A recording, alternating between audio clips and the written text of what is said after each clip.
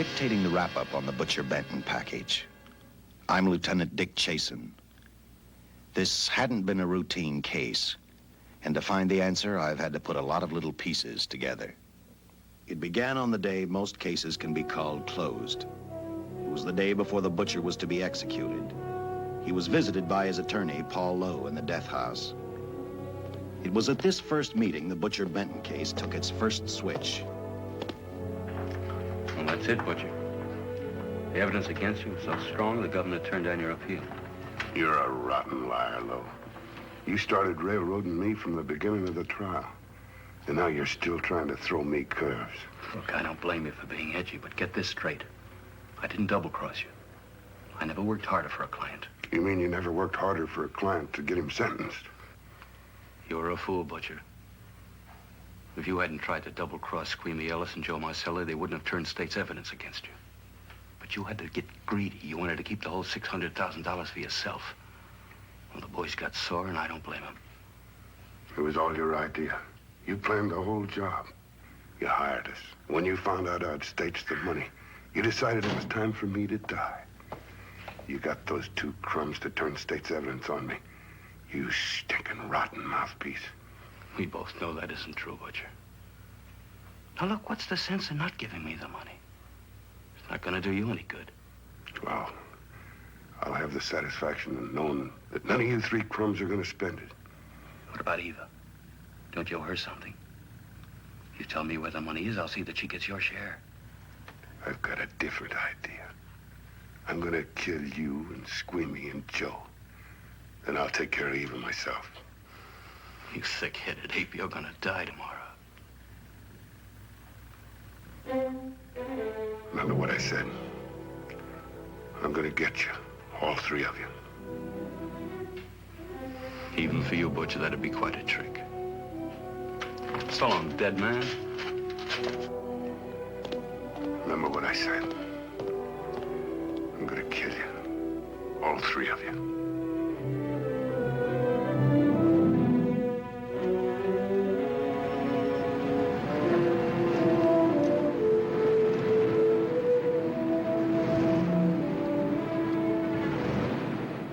Back in Los Angeles, two men sat in a bar room listening to a newscaster tell his headline story. He played up big the butcher's threat to kill Paul Lowe, Squeamy Ellis, and Joe Marcelli for their having turned state's evidence against him.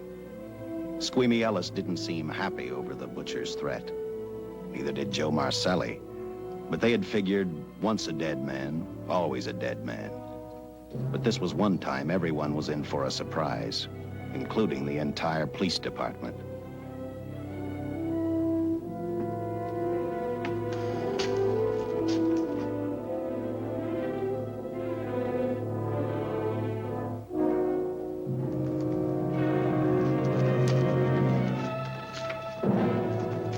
You seen the headlines, Captain? Teletype just came in from San Francisco. Butcher's execution is set for 5 o'clock this afternoon. And like the newspapers say, he still refuses to talk about that stolen money. Well, I still have hopes of coming up with something. That's what I dropped by for, Dick. With Butcher's execution, the department's marking it case closed. That means you'll be reassigned. I've spent a whole year trying to break this case. As far as I'm concerned, Butcher's death is just the beginning. Of course, I can't prove it, but I think that Paul Lowe was the top man. And even though I have to keep working on it while off duty, I'm going to get Lowe, Squeamy Ellis, and Joe Marcelli. Okay, Lieutenant. Officially, I've taken you off of the case. Unofficially, I wish you luck. Do me a favor. Keep me posted. Will do. Thanks, John. I headed for Eva Martin. She worked in a local burlesque house. I'm a cop, and my job is to ask questions and get answers. So I decided I might as well start again with her.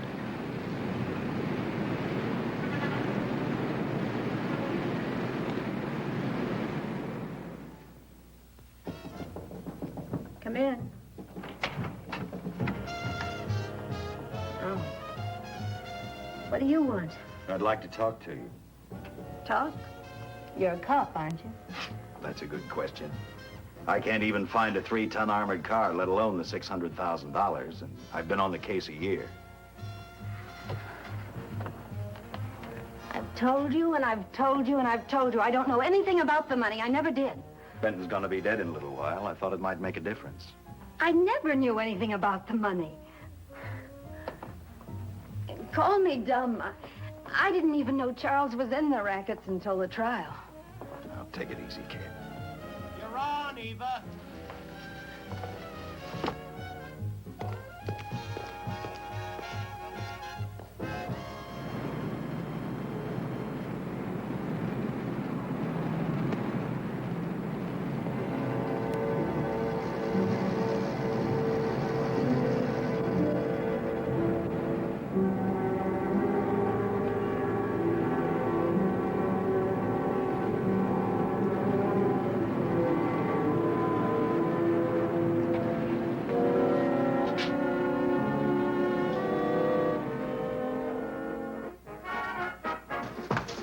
Honey, here's your wrap.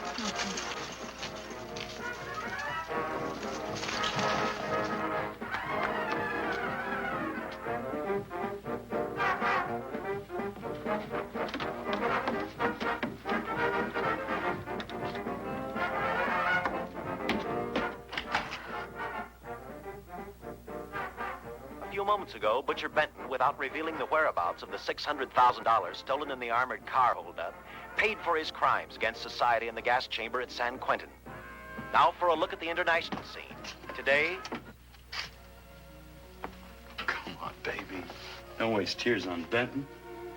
I feel so badly about Charles. If I'd known, maybe I could have done something. How about a drink? We could both use one. No, I just can't drink while she's working. Boy, see.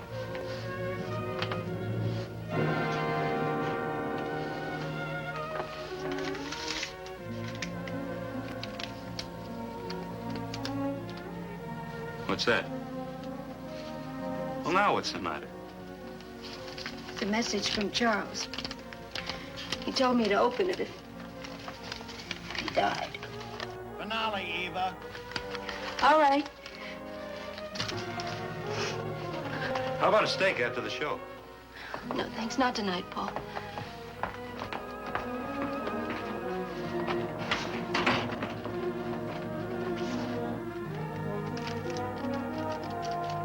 I didn't find out until much later, but Paul Lowe, in opening the letter the butcher had given Eva, found a map outlining a section of the city sewer system. And clearly identified was the spot where the butcher had hidden the stolen payroll.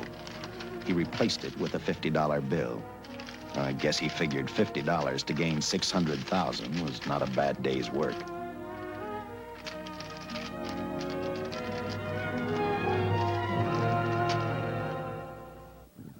And a few hundred miles away in San Francisco, the case took another switch, which turned the next 72 hours into one long, hideous nightmare. Dr. Bradshaw, a distinguished biochemist, was making preparations for a final experiment which he hoped would lead the way to a cure for cancer. He'd been successful with laboratory animals. The last step called for a human body. And Dr. Bradshaw's assistant quickly made a deal with a local mortuary and returned to the laboratory with the dead body of Butcher Benton.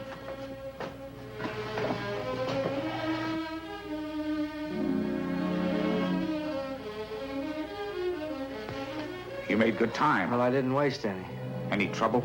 No, I just handed the money over and moved the body into your station wagon. That was that. Good. Get a syringe.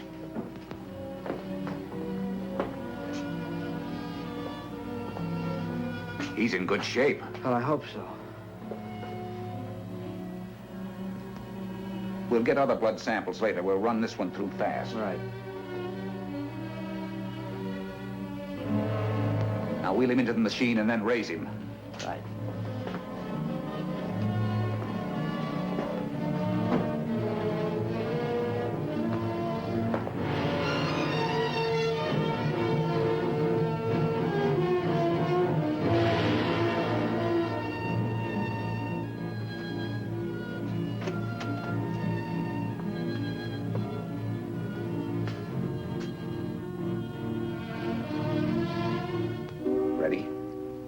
You mean you're going to give him 287,000 volts? Yes, yes.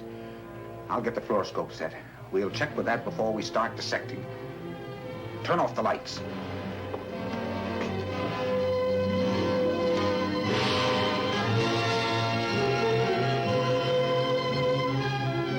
There you are, old boy.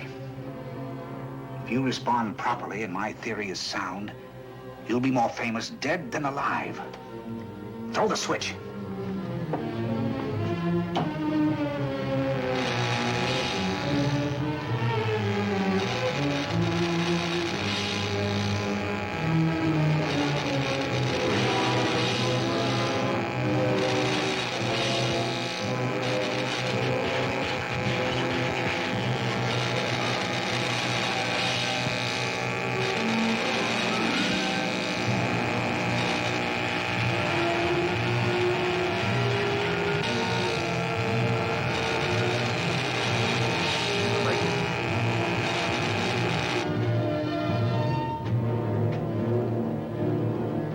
Wait, I thought I saw a pulsation of the heart.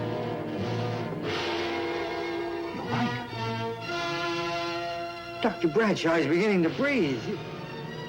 You've brought this man back to life. No. The heart muscle has simply responded to a terrific electrical shock, that's all. Yes, but it does prove that the cells still function. Dr. Bradshaw, he is alive. A shock reaction, it can't last. His cells are multiplying now, if your theory is right. We could keep that reaction going longer. But it's worth a try. Get the body out.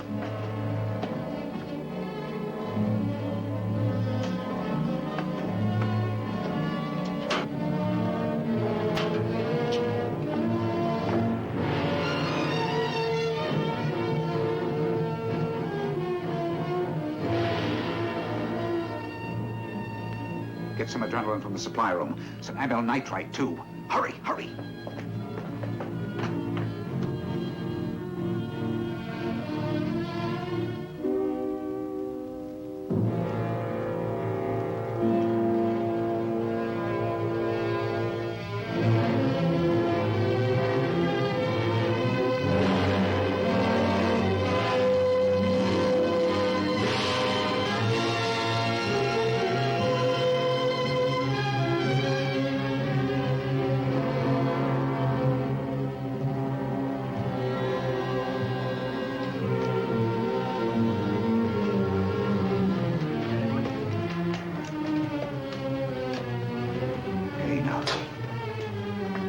Mustn't move. Your heart can't stand the strain.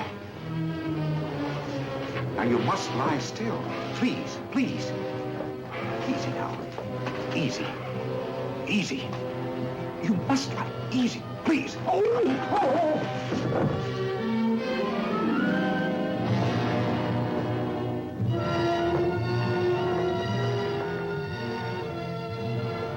Dr. Bradshaw's experiment had given life back to the butcher. He tried to talk, but the electrical voltage had burned out his vocal cords.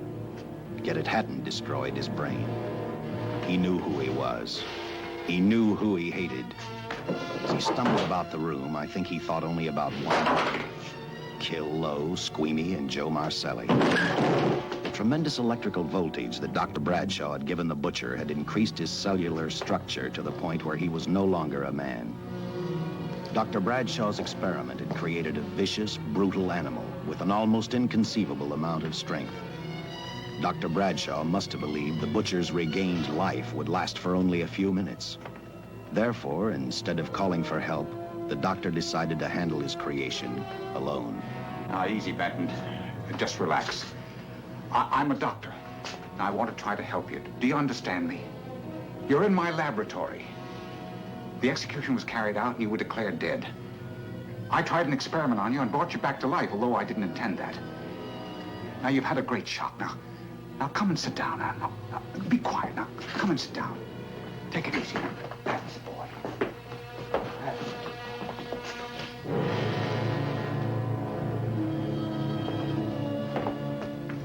Careful. His reactions are violent. How do you explain this? Each cell must have multiplied 100 times, perhaps thousands. His strength is unbelievable. No, it's too late for the amyl nitrite. I want to get some blood samples, make some tests on him, find out what's happened. Get me a syringe.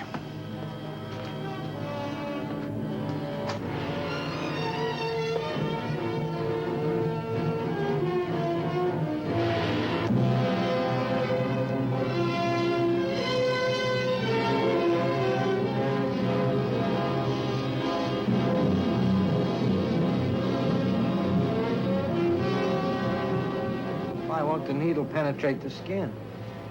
The tissue must be nearly a solid mass of cells. How are we going to get the blood sample? Surgically, perhaps.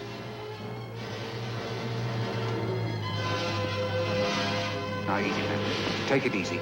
You can't leave here now. I'm responsible for your being alive.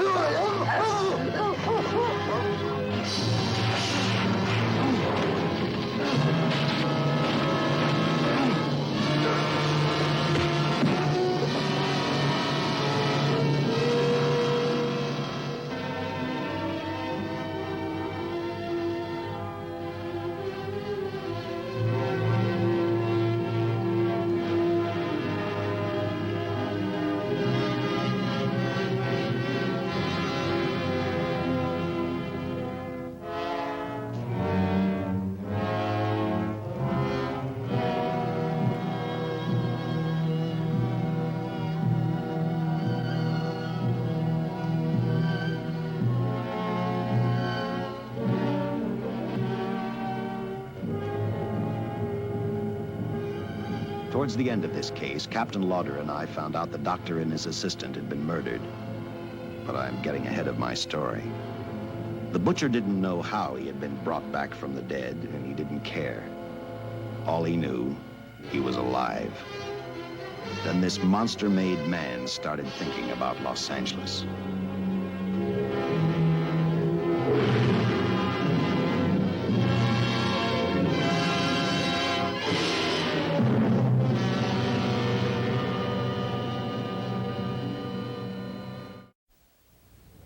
On that very night back in Los Angeles, I decided to stop playing detective for a little while.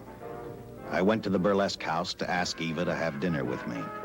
After all, the butcher was dead, and if I got lucky, sooner or later, I figured Paul Lowe would lead me to the stolen payroll. In a way, that possibility made me even feel better. It's not fair to watch the show from backstage. Next time, I'll pay admission. I take it by that remark you like my routine. Yeah, you're pretty good. What I can't figure out, though, is why you stay in a place like this. It shouldn't be hard for someone like you to get a job in a class spot. If you weren't a detective, I'd be willing to bet with a line like that your next remark would be, how about dinner? Well, not exactly dinner, but a hamburger might be a good idea.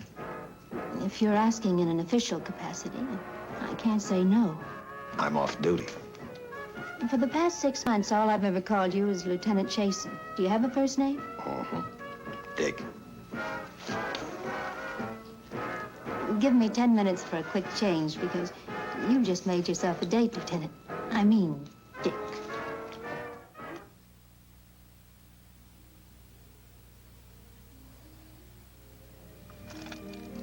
You know something, Dick? I haven't had hamburger in the front seat of an automobile with a guy in a lot of years. Well, from now on, we'll do it more often. It's funny. I always figured a policeman wasn't really a human being. I mean, unless he was arresting someone or trying to solve a case, he was unhappy. Shows you how wrong you are. In fact, everyone on the force gets fed up occasionally with the job they do. Maybe we're more human than anyone else. We see so much trouble, we get to hate the word.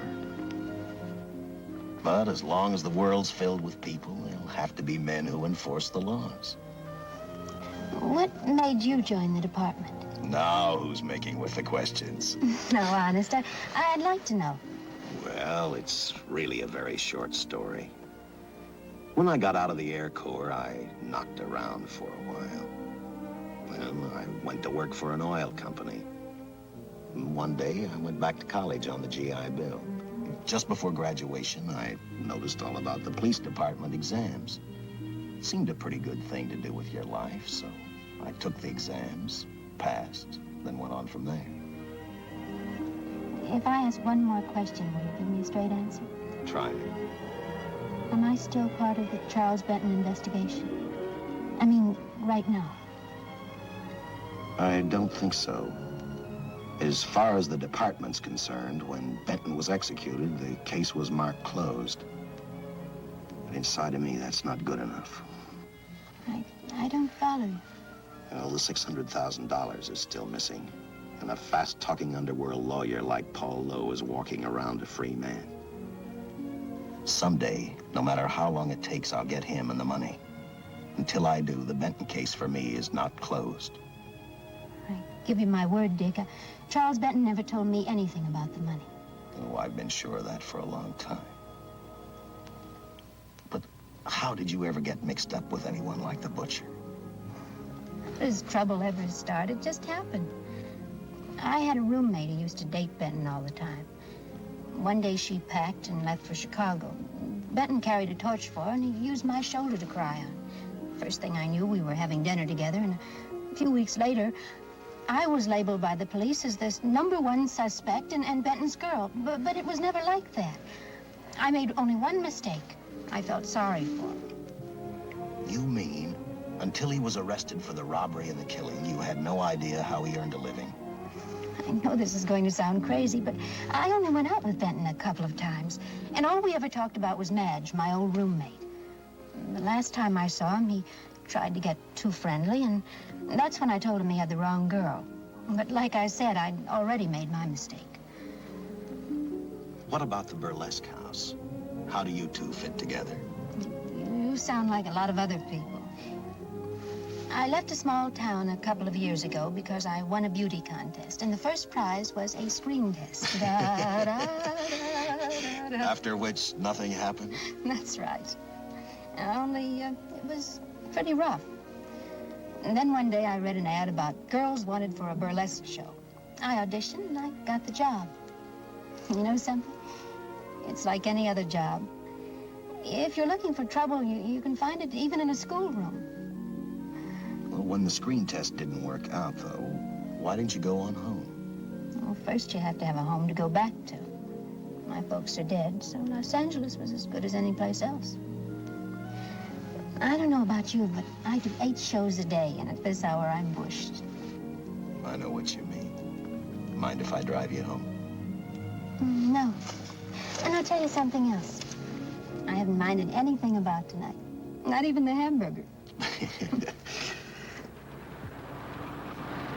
I kept playing tag with Lowe. He made 4 telephone calls.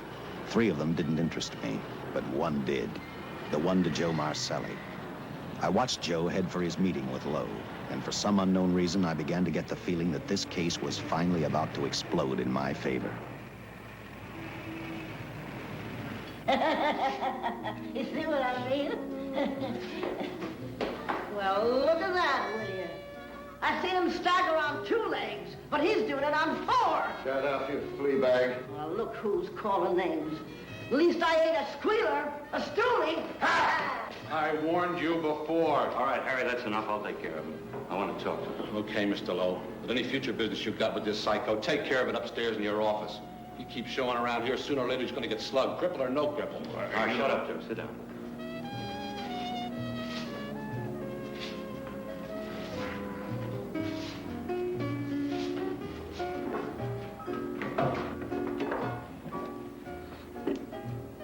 I need a shot, bad. You'll get one after I talk to you. You sober enough to understand? Yeah, I run out of dough. No wonder. Look at you. You used to be the best torch man in town. Now I don't think you could crack a safe if you knew the combination. No jobs. Nobody wants me since I turned stakes on Benton. That's your doing. You talked me into it. All right, quit crying. I got a job for you. If you can stay off that stuff long enough. You know I can if I got a job. How much? What is it? There's $2 grand in it for you. Where? Right near where he pulled the job.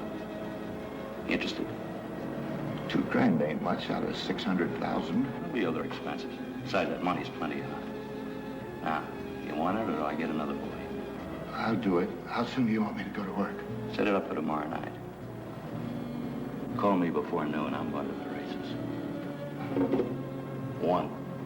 And that's all. The job's over.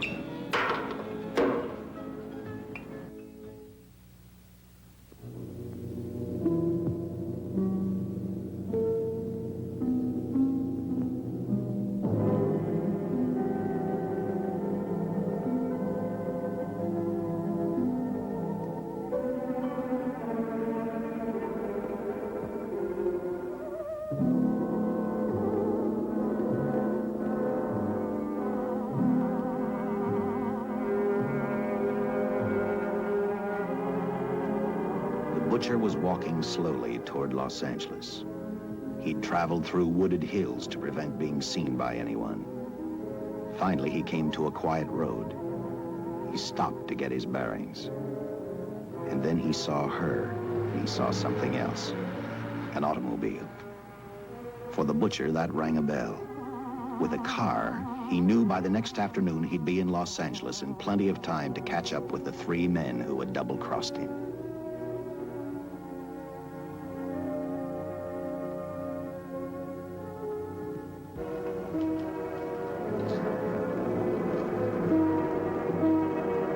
Well, see, you're a real gentleman to be helping strangers in distress. I hope you don't mind me using the babe here as bait. Quite a dish, isn't she? But that's what she gets paid for. Bait, that is. Yes, sir. She's a real shaker artist of my outfit. Carnival man myself. Just call me Connie.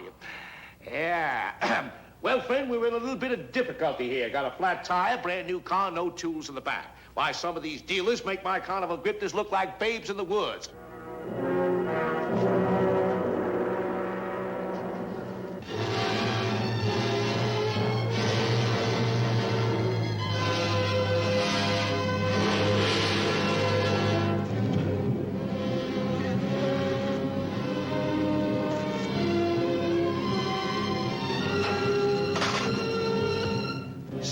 Holy.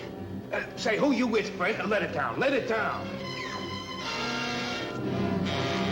No matter who you with, friend, believe me, I can do better for both of us. I'll make a fortune for the both of us. Oh.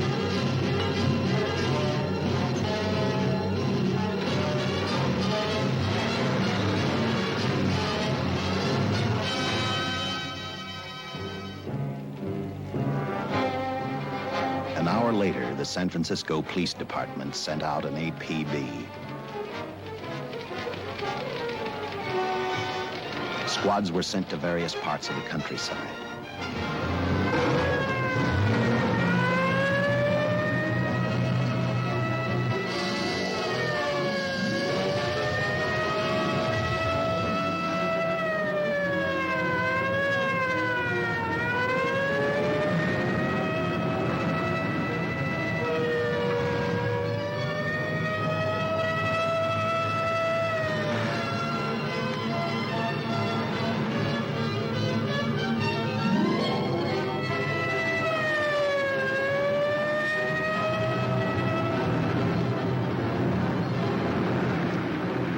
Roadblocks were thrown up to catch the cold-blooded killer the hysterical girl had described.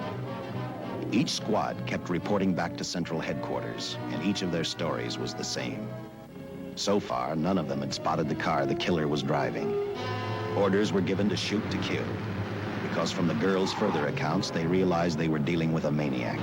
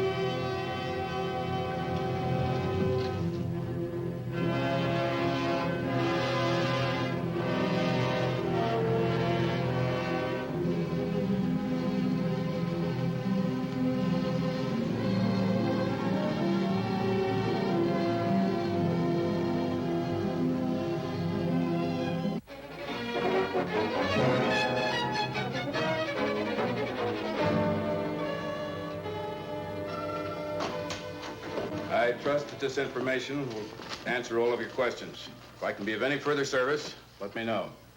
Sincerely, J.I. Louder, Captain Police, L.A. Here's another all points from CHP, Captain.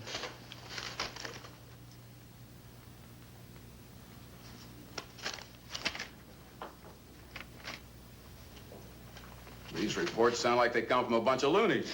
You sure do. There it is. Sergeant. Yeah.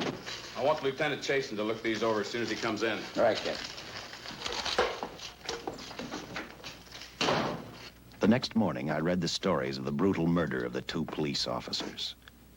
I also read the witness's statement about the bullets having no effect upon the killer. I felt sorry for the witness, and I thought about how easily a person's mind can become confused when suddenly they receive a brutal shock. I didn't believe a man existed who could not be stopped by a slug from a .45. Good morning, Captain.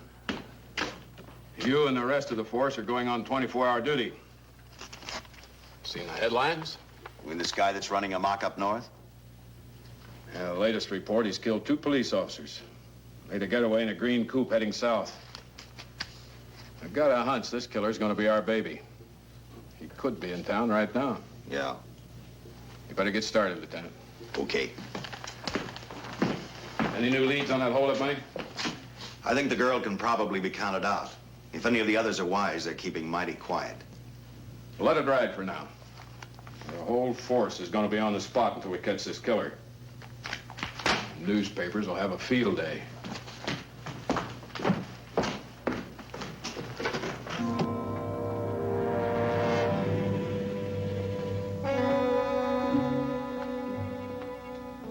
We were wrong about 2 things. The killer was already in our city, and we didn't know he was Butcher Benton. He headed straight for Eva Martin. He went to her dressing room to get back the map he had left in the envelope with her. He wanted first to check his money, then catch up with Lowe and the others.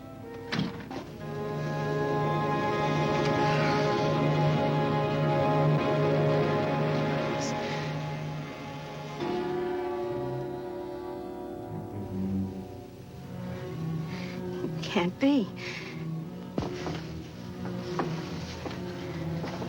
But you do look like him.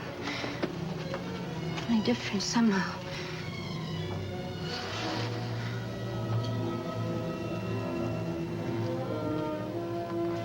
It is you.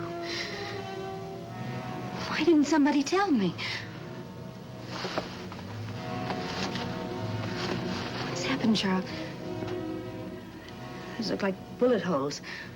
Are they?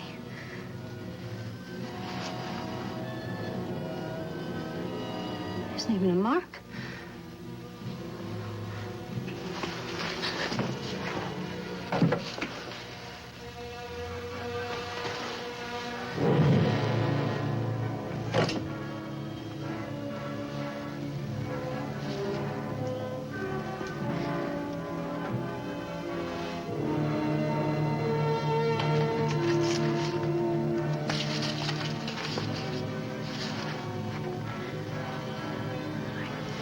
I opened it like you told me, and I found the $50.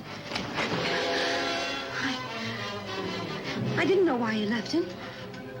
Oh, Paul didn't know why he was here.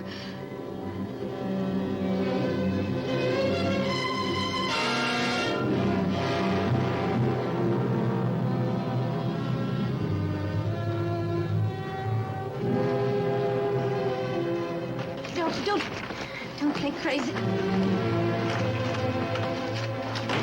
The name of Paul triggered his hate. He left her dressing room and started for Squeamy Ellis and Joe Marcelli's place. Because he knew, with them out of the way, Paul Lowe couldn't open the strong box where the money was hidden. He thought of Squeamy and Joe first. He was saving Paul Lowe for last.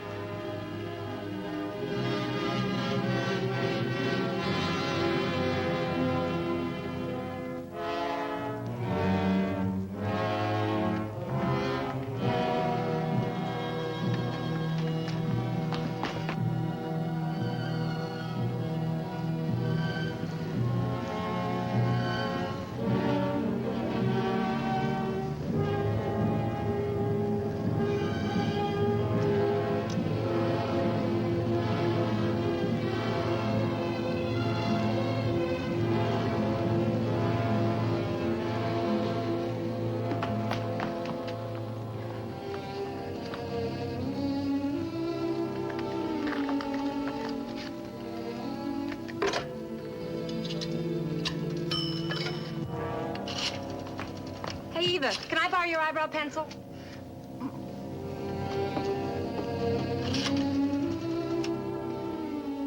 Operator, get me police headquarters. Lieutenant Chasen, please.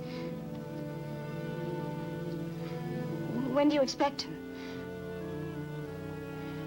Well, tell him Charles Benton is alive, and even bullets can't stop him.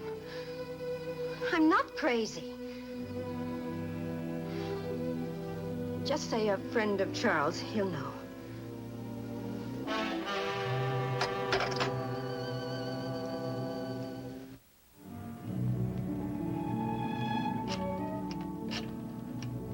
After leaving a message for me, Eva telephoned Squeamy Ellis. She tried to tell him the butcher was alive and on his way over to kill him. Squeamy didn't believe her, and in a way you couldn't blame him. Who in their right mind would believe a man had returned from the dead? What Squeamy actually believed was that the butcher, before his execution, had hired a killer to carry out his threat.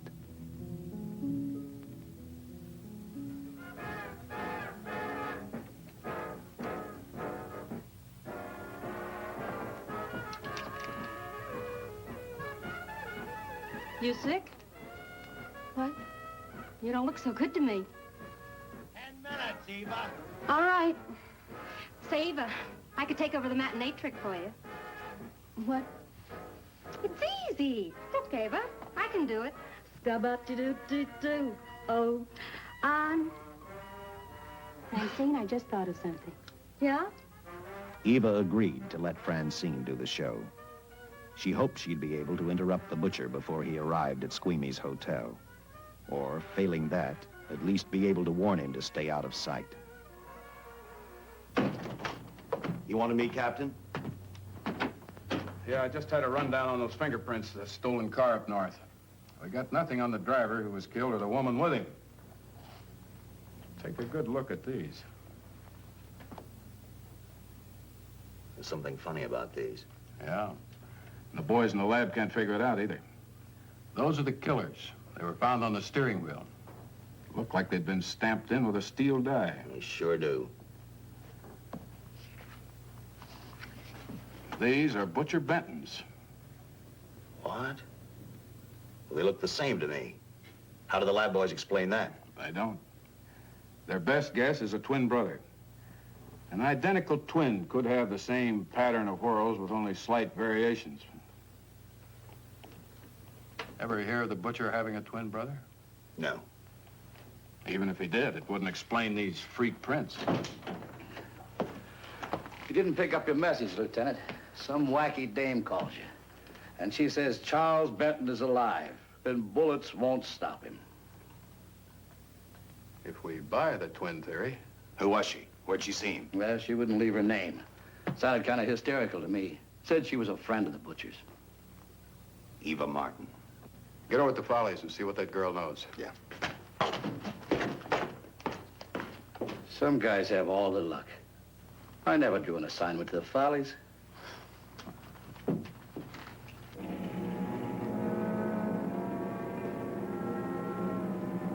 Meanwhile, the butcher headed for Squeamy's hotel.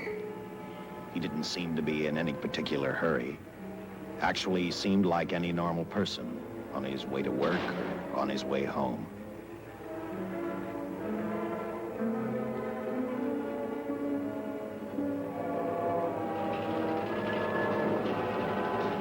He rode up Angel's Flight, arrived at the top, scanned the hotel building, and then noticed the only exit from Squeamy's apartment, a fire escape.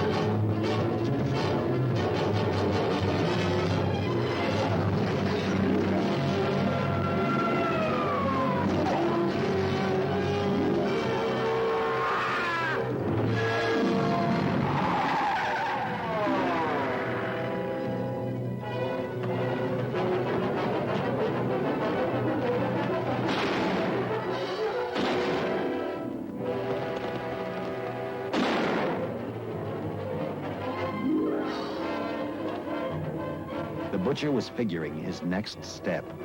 And as he looked at the dead cop, he thought about Paul Lowe, the next man on his list. Seen Joe Marcelli? Not since last night when I told him I didn't want him around here no more. Give me a shot.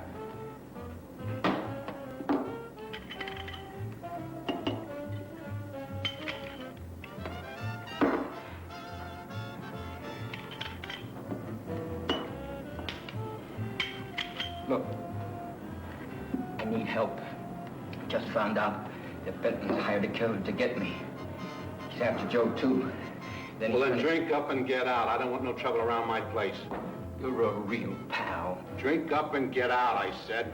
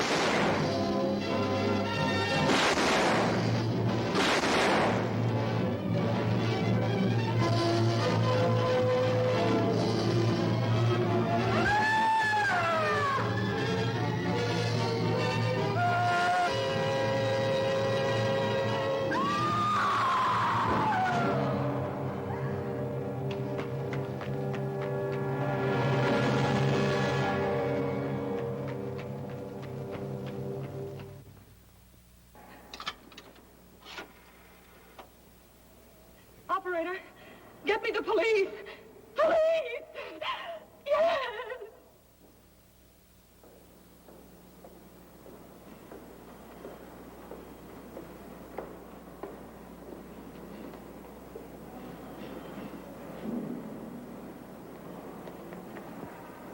What's happened?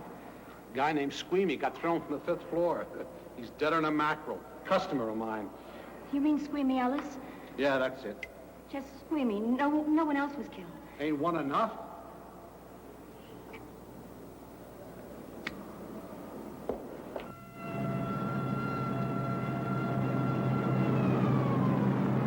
I tell you, the bullets never even phased him. He must have been wearing a bulletproof vest. God help us when the papers get a hold of this. Keep an officer on duty here till you hear from me. We'll get a stakeout on Joe Marcelli. I'd like to talk to Joe. Lauder, I'm going to call San Quentin. Suppose Benton is alive. Every available man's been put on the case now. Yes, sir. All right. All right. Anything new? Report on Dr. Bradshaw, owner of the station wagon. The San Francisco police located his laboratory in the basement of an electrical power receiving station. Bradshaw, what's he know? He's dead. And another man, too, his assistant. The lab is a shambles. But now we're getting some action from San Francisco. Benton's body never arrived at the mortuary where it was supposed to go. An attendant there finally broke down, admitted he picked up some quick cash by handing the body over to a man he was unable to identify. The man was driving a station wagon. Blast it, man. The chief's on my neck, and the commissioners are on his, and the mayor's on theirs. Now, am I supposed to tell them that our killer is a dead man? They found a notebook in Bradshaw's lab. It ties his experiments in with a Professor Dwiggins at Caltech. I hope to hear from Dwiggins soon. Captain, report from the valley on a hysterical woman. Reports the presence of the killer. There's the location. Let's go.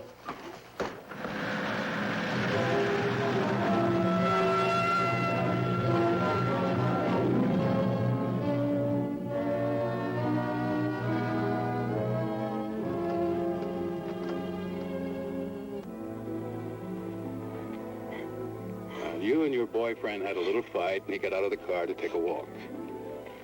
You noticed that he walked down toward the sump area in the direction where you'd seen those lights a short while before. What happened then, miss? Please try to tell us. Well, I just sat there a few minutes, I guess. I was pretty mad. Then there was a loud crash, like heavy metal, sort of, from down here. I got out of the car to get a better look. I heard Jimmy cry out something. I couldn't make out the words.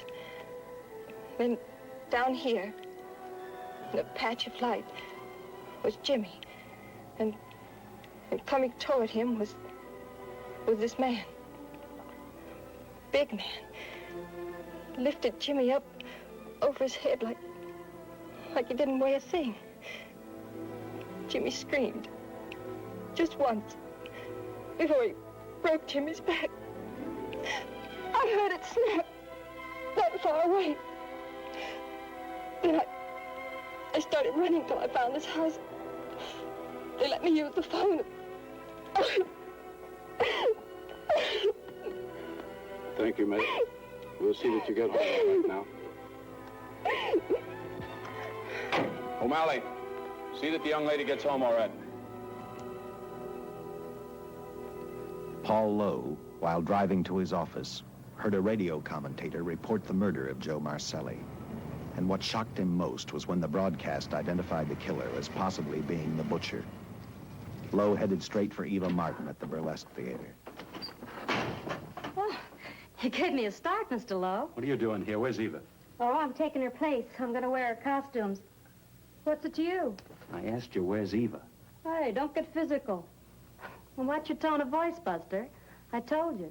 Little Eva isn't here. I could see that for myself. Where is she?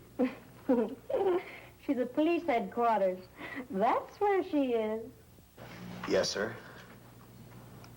No, sir. Captain Lauder's still with the mayor. The killer dropped out of sight. He was last seen in the Hollywood area. Yes, sir. We know he's dangerous. Every angle's being covered. Yes, sir. I'll tell him.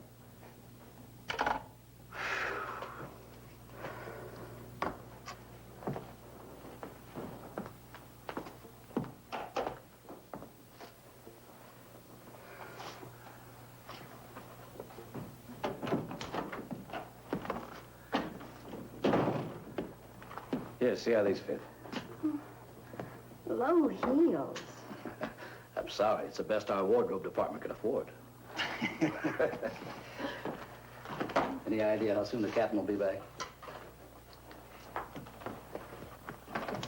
Now, look, I'm going to see the captain. I'll have to wait here all night. Paul. Paul, Charles killed Squeamy and Joe. Joe, too? Benton? He's alive. I saw him, but nobody will believe me. I'm checking it. My guess is whoever killed them is on the trail of the money, Lowe. Now, maybe you'd better start talking if you know anything about it. I don't know anything. Did the butcher have a brother? No brother. It was Charles. I saw the tattoo on his arm. Look, I demand police protection. Where's the money, Lowe? You heard me. I demand protection. I know my rights. We put stakeouts on your office and home. Well, that's not enough. It's enough as far as we're concerned.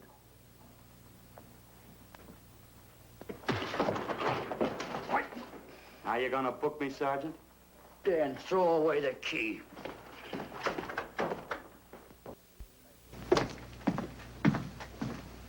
Thank you. Come up with anything yet, Dick? Oh, we've checked every hotel, motel, and rooming house in town. We've run a cross-check on every hangout Butcher ever used. Net results, blank. This is incredible. We not only discover a dead man turned killer, but it's beginning to look like he plays ghost, too. He's somewhere in this city, and if we have to take it apart brick by brick, we've got to get him. I may be way off, but I think Paul Lowe could tell us a lot. Maybe, but it's a cinch he's not going to. Well, suppose he had no alternative. You better grab some coffee. Your mind's beginning to play tricks on you. No, now, wait a minute. When Lowe came to us for police protection, it was because he was scared stiff the Butcher would add him to the list of Squeamy Ellis and Joe Marcelli. Go on. It figures, too. When he slugged the sergeant, he knew we'd book him right away. Oh, this Lowe's a pretty cute character. But we can play the same game. You mean we'll threaten to release him? Well, not exactly. You tell him you realize that he was excited, that throwing the punch was accidental. Tell him we're not going to make a charge, that he's completely released. Lieutenant, you know we can't do that. Lowell made his first mistake when he hit the sergeant, and that'll get him a year. As far as the department's concerned, at least it's a small victory. If my hunch is right, Lowe won't want to be on the streets with the Butcher looking for him. And he may talk, and talk a lot. Enough maybe for us to get rid of him permanently. Even lead us to the Butcher. If he's frightened enough, that might work. But if it doesn't... No, Dick, I'm not going to release him. I want him out of my way so bad I can taste it, but not bad enough to be responsible for getting him killed. The good thing about that, Captain, is the fact we know it, but Lowe doesn't. Let's give it a try. All right, Lowe. Come on out. I think you'll find everything in there. You're free to go, Mr. Lowell. Wait a minute. Who do you think you're kidding? You arrested me for assaulting an officer. Court, I'll plead guilty. With luck, I might get off with 6 months. For a lawyer, you're forgetting a very important point. If no charge is made, there's no trial. It was a tough day for everyone. We figured your nerves were on edge, and when you threw the punch, you didn't know what you were doing. I've squared everything with the sergeant. It's all over, all forgotten. Yeah? Why'd you bring a stenographer? Simply because I wanted a record of our conversation at the time of your release. Okay, Lowell, let's go. Oh, wait a minute. Once out on those streets and I'm a dead man. You let me go, you'll be responsible for murder. Oh, come off it, Lowe. You're imagining things. You know the Butcher threatened to kill me. You set me free, he'll do it. Well, that's just a risk we'll have to take. But the way I look at it, Mr. Lowell, you'll be okay. Look, Captain, I'll make a deal with you. You keep me here, and I'll tell you how to recover the money. Maybe even catch the Butcher. No deals, Lowell. You'd probably tell us anything just to stall for time. Come on, let's get out of here. Now, wait a minute. All right. I'll tell you the truth. Start taking this down. I, Paul Lowe, hired Butcher Benton, Squeamy Ellis, and Joe Marcelli to pull off the armored car holdup. And then Lowe continued with his confession. He told us about finding the map.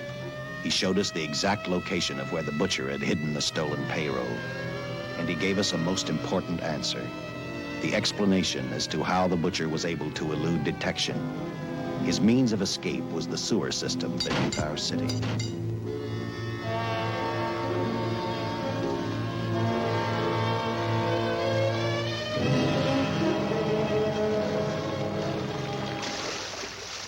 The department went to work fast. Every police squad in the city was detailed to cover a specific area. Every entrance and exit to the Los Angeles city sewer system of 700 miles was covered. Captain Lauder and I, along with several other squads, headed for the entrance where, according to the map, Butcher had hidden the money. Our job was to stop him, and that made me think of one specific question.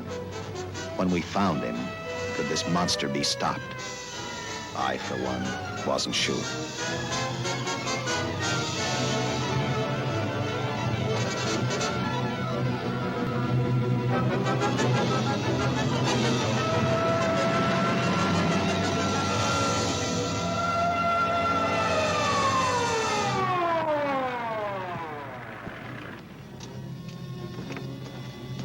Everything all set, Lieutenant? City engineers mapped out each possible exit. A squad of officers are spotted at every point. If the butcher can be caught, now's the time. Well, after I talked to Caltech, I called on the fire department for a little help. The professors thought a flamethrower might stop him. Flamethrower? I suppose their boys have had a chance to join our squads by now. See, we have one with us here. Have you thought about what'll happen if this doesn't work? No. I've been praying too hard that it will work.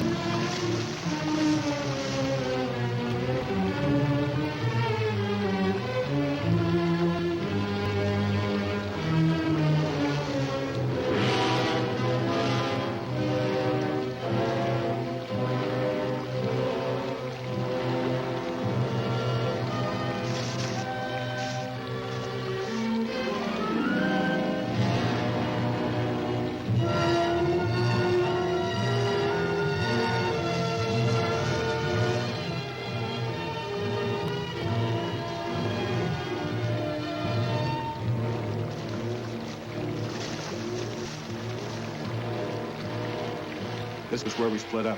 I'll go straight ahead.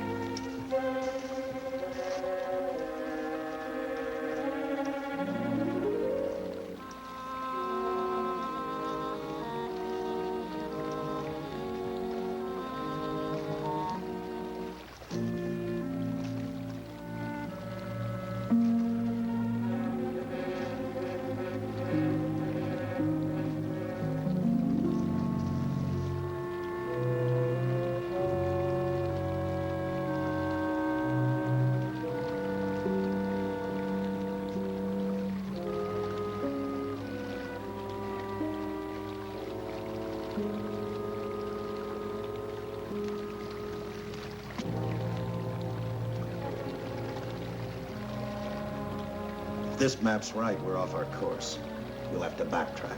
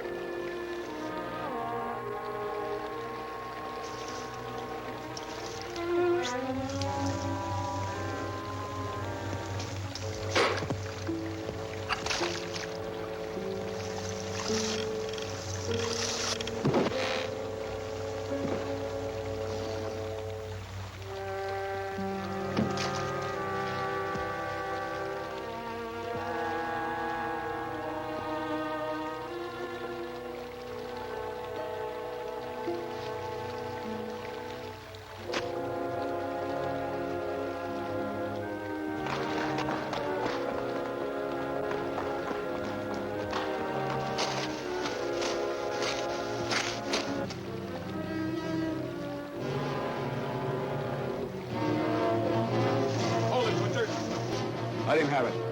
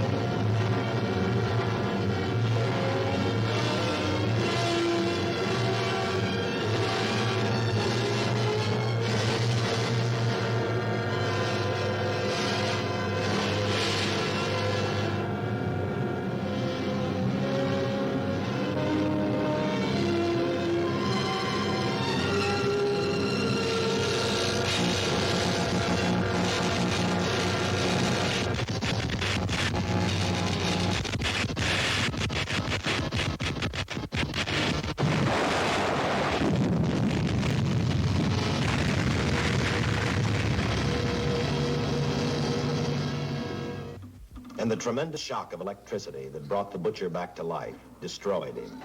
The $600,000 stolen in the armored truck robbery has been recovered. Case closed. Well, here are the scientist's comments for your records. I had to fill in a few spots with my own guesses, but I guess that's about the size of it. Did you get any sleep? Oh, some. Not much. How's the girl today? Well, they called the hospital about an hour ago. She'd gone. Gone? Where?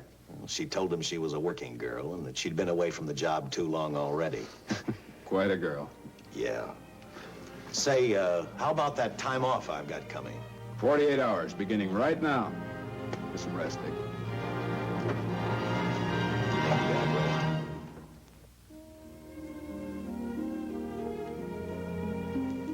know something, Dick? The past 72 hours seem like a bad dream. That rest in the hospital today really gave me a new lease on life. Now that it's over, I can't believe it actually happened. The important thing is to remember it is all over. I suppose you'll be assigned to another case. I'll have to give up hamburgers in the front seat of the car for steaks in a restaurant. No, I've thought about that. In fact, I decided to do something about it. I started by talking the captain into a short holiday, and just about an hour ago, I got you fired. What? What did you do that for? I figured that being my wife would take up all of your time. Even if I wanted to say no, I couldn't. You're not supposed to say no to a detective. I figured that, too.